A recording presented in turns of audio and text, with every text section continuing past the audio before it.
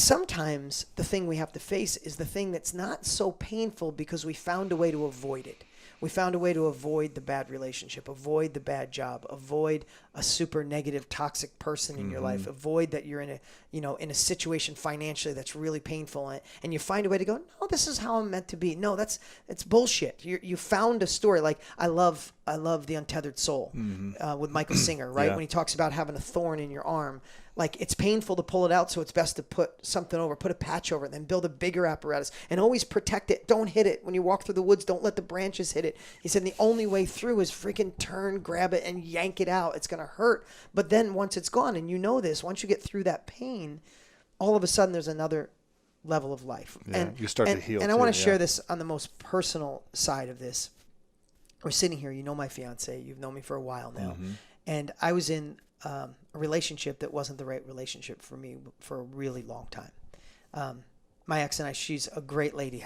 This has nothing to do with her. Nothing but kudos for her. She's a great mom, good lady. But we just didn't align, and fine. It wasn't like massive love and then it fell apart. It just was never there.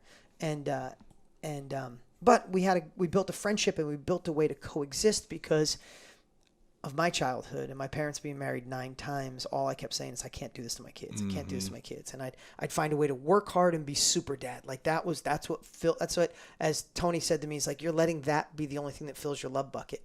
And I remember, and I guarantee if you're listening right now, I was a broke kid. You guys know my story. I lived in a trailer park. I lived in a bathroom. And all of a sudden, I'm a guy who's sold millions of books, multiple New York Times bestseller, been on TV for 20 years, generate hundreds and hundreds of millions of dollars, live in the best house in town. Everything seemed great. I have this amazing team that I love. I have incredible friends. We have mutual friends. So I had all this great stuff. And the only thing that wasn't good in my life that I was kind of like avoiding, and I was a hypocrite, was love. I didn't have real love. Wow. And I didn't have real connection. For how long? And 10 years. Wow. And I hid that part. And you didn't talk about it. You kind no, of just like if you washed ever over watch it. any of my own stuff, I've been on video for 20 years. I talk about everything. I never talked about a relationship. I never even talked about being married. Really? I never talked about anything but my kids. I didn't talk about love because I felt like a fake. Yeah. In Italian, I felt like a fugazi. Like I'm not going to talk about that when I don't have that figured out. And I'll be honest, I was unfaithful in my old relationship because my heart was so aching for affection, for attention.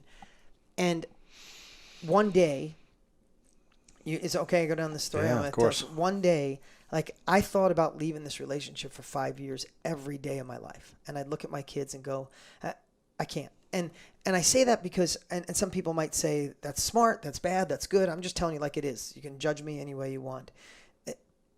I'm an engaged dad. I made breakfast every single day. I pick my kids up from school. I have Sunday meetings. Like the thought of not, like every other, like we split the kids right down the middle, but I'm like, the thought of having my kids half the time just wasn't acceptable to me until it was no longer an option. And one day I just realized it was like that moment that this is it, had to end. Wow. So I did it. What was the moment? Just enough. Couldn't take it anymore. Like it's like that. It's just the build. 10 The pressure cooker just popped. Wow. And my ex, she knew it was time too. It wasn't like I'm shocking you. She's like, I know. You talked about it probably. You addressed it. Yeah. So I've only shared this a few times in my entire life, but I said a reference before because this is the way I felt. I felt like there was this champagne bottle, like taking up space. Like I never really let love in. I've been loved before, but I never was like deep received love. Yeah, I received.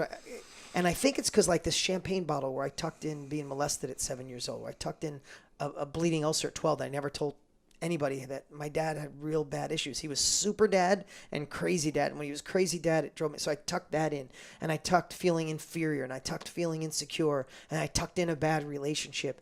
And I move into my own place, and I walk up the stairs. Now you understand, the kids are always around. It's loud. You haven't had kids yet, but someday I hope you're blessed with it. It's amazing. But I'm in this house. I rent this big house, and I'm walking, and it's quiet. Like you could hear a pin drop. And I walked up the stairs, and I saw my daughter's shoes, but she wasn't there. And I can get emotional right now because I felt like at that moment that the top on the champagne bottle came off, and all of it came out. Like it exploded. And for the first time in my life, I had an anxiety, I had a panic attack. I couldn't breathe. And it lasted for 6 months. I was a mess, Lewis, for 6 months. And I didn't want my ex back. I knew that was over. I was a mess of thinking I'm going to do everything to my kids that I didn't want done to me. And I just went in this really bad place. Like I thought I was broken for life. I really did. I thought I had this great run till 47 or whatever age I was, but this is it. Like I'm never going to be the same. I was popping Xanax 2 or 3 days a week. I'm just being honest. Like I'd love to say, no, I was meditating. I was journaling. I was working out.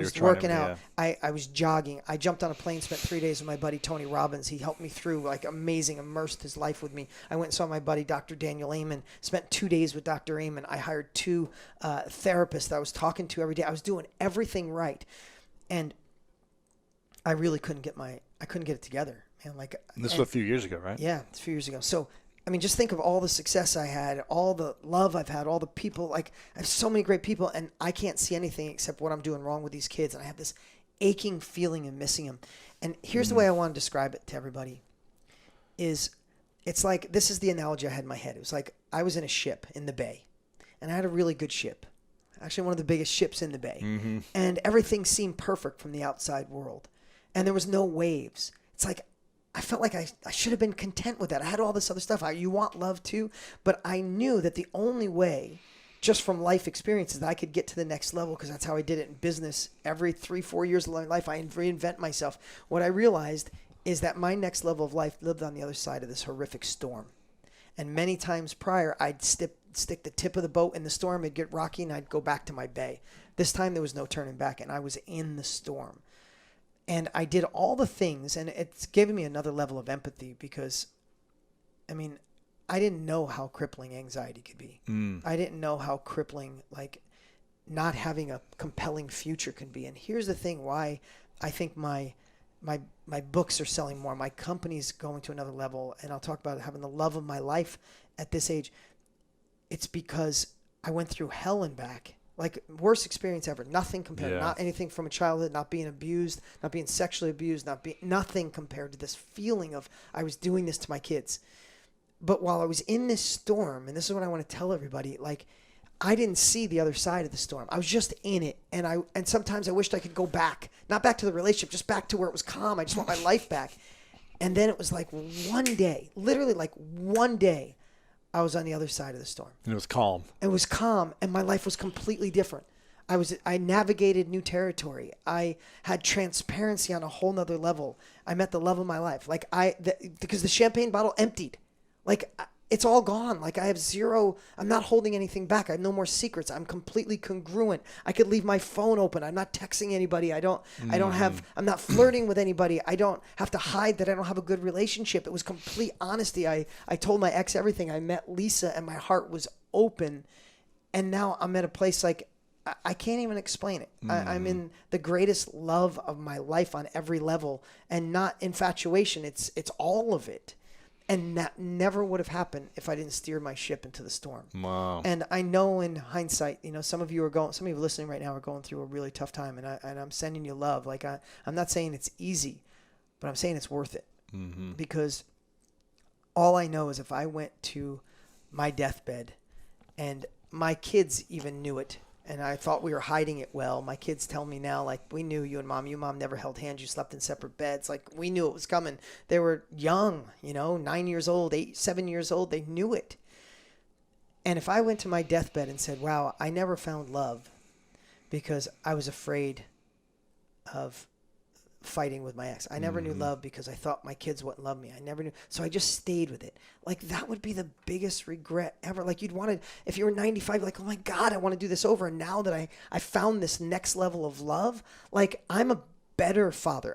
Listen, my ex is she's a friend. We get along fine. She knows everything. She knows when I'm marrying Lisa. She knew I was going to ask Lisa to marry me before Lisa knew. I told her I was getting. I said I bought the ring. She's like, wow. I heard it's bigger than mine. Like I never would have been this transparent. Like, there's no part of me that doesn't fit anymore. Wow. I don't have to hide anything. And I never would have found that. And that goes for business. It goes for your income. It goes for your job. It goes for your parenting. Like, maybe today's the day. If you're listening right now, today's the day you go, screw it. I got to face this because it won't go away on its own. And man, I don't know about you, but I got to 50 really fast. and 90's like 5 seconds from now, and I'm not crazy, I'm not man. screwing around anymore.